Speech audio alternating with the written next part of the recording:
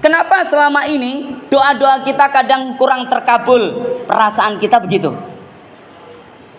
Maka kita bisa mengevaluasi.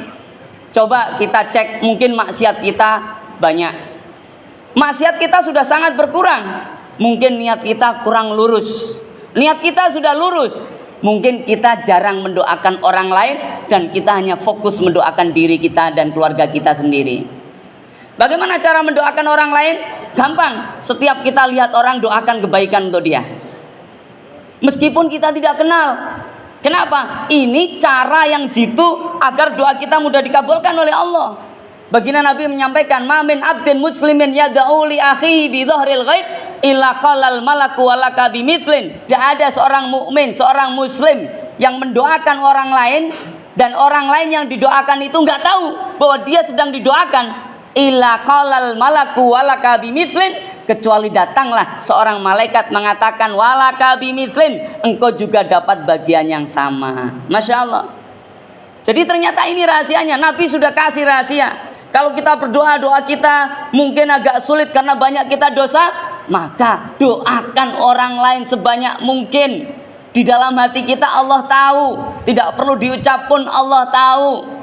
Perbanyak doa di dalam hati kita untuk orang-orang yang kita indra, bahkan orang-orang yang kita pikirkan. Doakan kebaikan untuk mereka, dan itu akan kembali bukan hanya untuk beliau-beliau tapi juga untuk kita.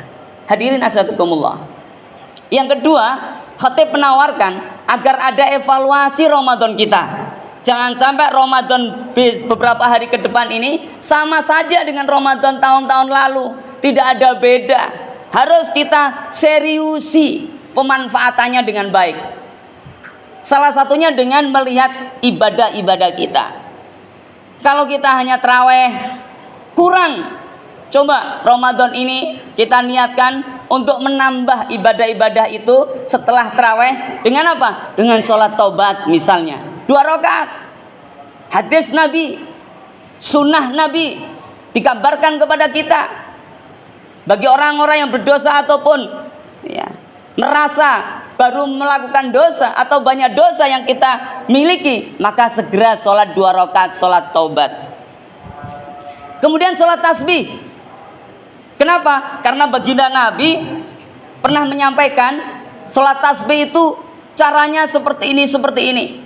Panjang, nanti bisa cari di internet. Kalau nggak tahu bisa WA dosen agamanya.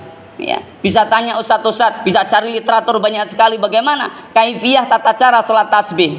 Baginda Nabi menyatakan sholat tasbih lakukan setiap hari kalau kamu mampu, setiap malam kalau kamu mampu. Kalau tidak, sepekan sekali di hari Jumat. Kalau tidak, sebulan sekali. Kalau nggak mampu juga, setahun sekali. Kalau nggak mampu juga, seumur hidupmu sekali. Itu artinya tasbih penting.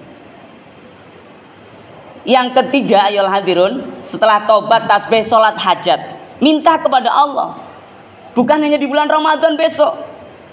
Mulai dari hari ini pun tidak apa-apa.